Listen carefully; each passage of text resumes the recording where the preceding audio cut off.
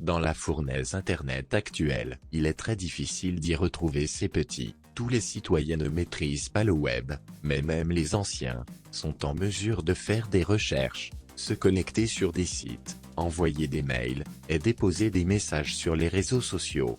Mais, il y a deux catégories d'internautes, les auditeurs-récepteurs, et des créateurs de différents niveaux. Les premiers, souvent ne vont pas très loin, car ils sont réfractaires à l'informatique, ou méfiants. La seconde catégorie regroupe les abonnés à des sites spécialisés, ou de communautés d'intérêt, et des influenceurs de différents types, commerciaux, financiers, politiques, religieux, techniques, ou de jeux. Comment faire pour que chacun devienne acteur, sans devenir expert en informatique ou technique réseau? Comment créer un véritable réseau citoyen, gratuit, qui permettrait à chacun de jouer un rôle, en fonction de ses compétences?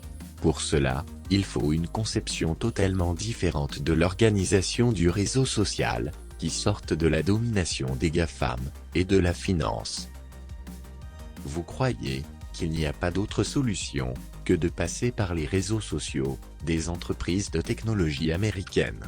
Ces réseaux par qui vous envoyez vos messages, vos photos, vos vidéos et vos directs. En contrepartie, ces réseaux vous noient de publicité, de fake news, de propagande, de mensonges, d'arnaques, vous volent et vous censurent. Des objectifs plus malsains.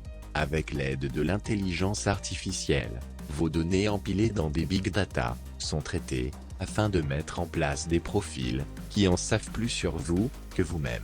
Il est temps de passer à autre chose, c'est là qu'intervient JonctionNet. En France, il y a des milliards de mégaoctets et des milliards d'unités centrales connectées à la fibre ou en ADSL, qui ajoutés les uns aux autres, pourraient concurrencer la puissance des data centers, des GAFAMs. Nous allons voir comment cela pourrait se faire. Pour entrer dans le vif du sujet, nous allons commencer par la structure de la fonction VOD, vidéo à la demande. C'est la partie des vidéos préenregistrées ou direct différées. Celle-ci s'appuie sur les serveurs personnels et le cloud central. Le cloud sera un espace de sauvegarde massif qui contiendra tous les médias. Il prendra le relais lorsqu'un serveur personnel sera hors ligne. Les dépositaires des médias, photos, musique, vidéos, seront les créateurs des médias eux-mêmes, accessibles sur leur propre serveur personnel.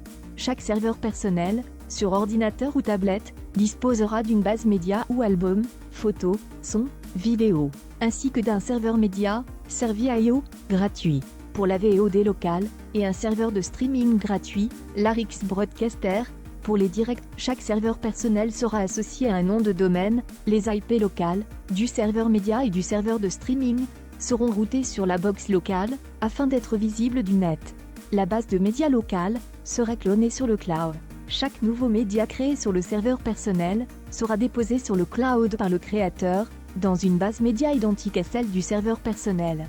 Supposons qu'un utilisateur non abonné veuille se connecter sur un serveur personnel pour lire ou télécharger un média. Un logiciel gestionnaire, bien référencé, titulaire du domaine JonctionNet, servira d'intermédiaire.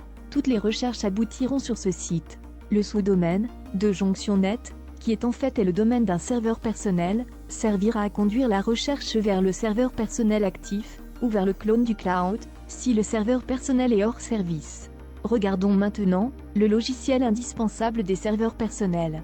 Le serveur de médias, Servio, est une application gratuite permettant de diffuser du contenu multimédia, accessible depuis n'importe quel ordinateur, connecté à votre réseau local, ou en externe depuis Internet.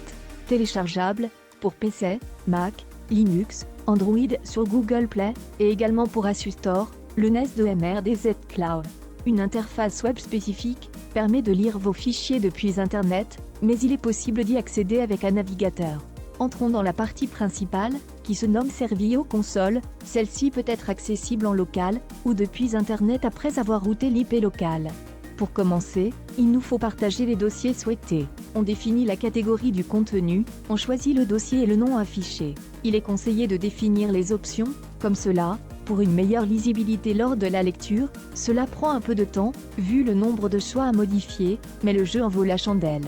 Il est maintenant possible d'accéder à vos films, musiques et photos, depuis tout périphérique compatible du réseau local. Utilisez de préférence VLC, qui est gratuit, Sur téléphone, ordinateur ou téléconnecté, il reste le plus simple d'utilisation. Un petit aperçu de la version web, pour laquelle il faut créer des comptes utilisateurs, et qui demande de la technique pour y accéder depuis l'extérieur. Premièrement, on crée un compte utilisateur. Et pour chaque dossier, il faut définir qui y a accès. Caractéristiques particulières de Servio Pro à 25 €. Prise en charge automatique des mises à jour de la bibliothèque multimédia, lors de l'ajout, mise à jour, ou suppression d'un fichier multimédia, ou d'un fichier de métadonnées. Soutien du processus de détection automatique, et assignation de chaque adresse IP. Accès au cloud depuis les serveurs personnels, pour déposer des vidéos, ou télécharger des ressources, vidéos, photos, musique, en libre service. Cet accès nécessitera de se connecter sur le NAS MRDZ, avec login, le nom du serveur personnel et un mot de passe. Le cloud est organisé en deux parties, la partie travail et la partie web. Les vidéos, images, photos, musique seront d'abord déposées dans un répertoire de travail, associé à chaque serveur personnel. Le transfert dans le compte du serveur personnel de la base web du cloud sera exécuté par la suite par un gestionnaire du cloud. Le téléversement de médias se fait directement, en glisser-déposer, dans le répertoire choisi. Il est possible de lire ou visualiser les médias déposés en utilisant la fonction « Prévisualiser ». Pour télécharger des ressources ou des médias depuis le cloud, il suffit de cliquer sur le fichier désiré et faire télécharger. Le fichier se retrouve dans le répertoire téléchargement de l'ordinateur local. Les vidéos téléversées seront de type MPEG-4, 720p ou 1080p ou 4K, et seront accompagnées d'une image JPEG de 960 par 540 pixels. Les fichiers audio en MP3, également accompagnés d'une image JPEG, les photos au format JPEG HD. Pour télécharger des ressources ou des médias depuis le cloud, il suffit de cliquer sur le fichier désiré et faire télécharger. Le fichier se retrouve dans le répertoire téléchargement de l'ordinateur local. La présentation des données sur le web du cloud diffère de celle présente sur Servio. C'est une plateforme type OTT/IPTV. Chaque sous-domaine utilisera la même organisation, comme ici, celle de MRDZ/IPTV, le site de l'association Mirador Z. Il est possible de télécharger le média en lecture en utilisant les options associées au bouton, deux flèches à droite. Pour lire ces vidéos, il est nécessaire de disposer d'un navigateur compatible avec la lecture IPTV. Au point de vue matériel, le Cloud MRDZ Cloud dispose actuellement d'une capacité mémoire de 9 téraoctets, mais des lots vides sont disponibles pour étendre au maximum cette capacité. Voici sur la régie audio-vidéo de MRDZ IPTV, la localisation du NAS Support et de l'extension SATA. La box de service de l'association est une Freebox Delta, ayant un débit montant nécessaire à la diffusion, supérieur à 1 gigaoctet. Passons maintenant au serveur de direct.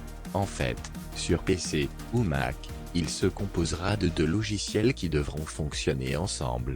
Le premier, gratuit, est un studio vidéo simple d'usage, OBS Studio, Open Broadcast Software, qui va permettre de diffuser en direct des sources différentes, caméra, vidéo, musique, sur un serveur de streaming. Ce logiciel est très utilisé par les youtubeurs, rapide à mettre en œuvre, et disposant de nombreux plugins, qui le rendent concurrentiel avec des logiciels studio plus professionnels. Il permet aussi d'ajouter des titres, des logos, des images, superposées aux vidéos, ainsi que plusieurs sources audio. L'usage qui en serait fait ici, sera de streamer vers un serveur local RTNP, ou le serveur IPTV du cloud, MRDZ IPTV, dans le cas où le nombre d'auditeurs dépasserait les possibilités du serveur local. Pour diffuser, il suffit de reporter l'adresse du serveur RTNP, le nom du flux, et éventuellement la clé de diffusion. Il permet également l'enregistrement, temps réel, du direct, pour un usage différé sur la VOD. Nous disposons seulement de deux serveurs RTNP gratuits, les serveurs de diffusion temps réel, pour PC ou Mac. Le premier se nomme Chameleon Center, il suffit de le démarrer, il peut afficher la vidéo diffusée, après avoir lancé celle-ci dans OBS Studio. Le second se nomme Local RTNP Server, il fournit une clé de streaming, qui devra être reportée dans OBS. Ces serveurs, pour être visibles du web, nécessiteront que leur port de sortie 1935 soit rerouté sur la box internet, fonction NAT. Sur smartphone ou tablette, nous utilisons l'application téléchargeable sur Apple Store ou Google Play, Larix Broadcaster. Celle-ci est totalement autonome. L'application Larix Player permet de visualiser la diffusion sur un smartphone ou tablette. La diffusion peut également se faire sur le serveur IPTV, MRDZ IPTV. Le logiciel Servio permet également de diffuser une source caméra. Pour une diffusion directe à grande écoute, les serveurs personnels seront relayés par un serveur IPTV. Cette opération nécessitera la présence d'un gestionnaire IPTV dans le studio MRDZ IPTV ou à distance via VNC. La plateforme OTT IPTV comporte en fait 9 serveurs, diffusant chacun sur une IP différente, ce qui permet de relayer jusqu'à 9 directs ou vidéoconférences à la fois. Pour plus d'informations sur la technique IPTV, voir notre vidéo intitulée Nous Global Village IPTV Server. Le lien est dans la description. Toutes les vidéos déposées sur YouTube sont visibles sur le cloud MRDZ IPTV. À noter que la VOD MRDZ Cloud ou le direct permanent du studio de l'association Mirador Z peuvent être suivis sur smartphone ou tablette, avec l'application VLC ou Smart IPTV, ainsi que sur les Smart TV, avec les applications de lecture IPTV. Voici la localisation des serveurs IPTV de l'association Mirador Z. 2 ordinateurs Mac Mini, un serveur IPTV 8 canaux, et un serveur IPTV, pour MRDZ IPTV. À beaucoup, tout ceci va paraître bien compliqué, mais après la précédente vidéo intitulée Jonctionnette, il fallait entrer dans le dur de ce projet, et à cette étape, nous n'allons pas encore au fond de la technique. Il s'agit pour l'instant de montrer que ceci est parfaitement possible, si une équipe bénévole motivée se mettait en chantier. Nous pouvons dire que quasiment tout le matériel est en place, au sein de l'association Mirador Z. Nous disposons en téléchargement des logiciels nécessaires, et nous pouvons à distance assister les personnes intéressées pour installer et configurer leur serveur personnel. Il leur suffit d'installer l'application Virtual Network Computer, VNC, en restant maître dans la décision d'accepter ou de refuser la connexion distante. Alors, faisons jaillir une innovation collective et citoyenne. Pourquoi les bonnes idées ne viendraient-elles pas de la base? Nous vous attendons.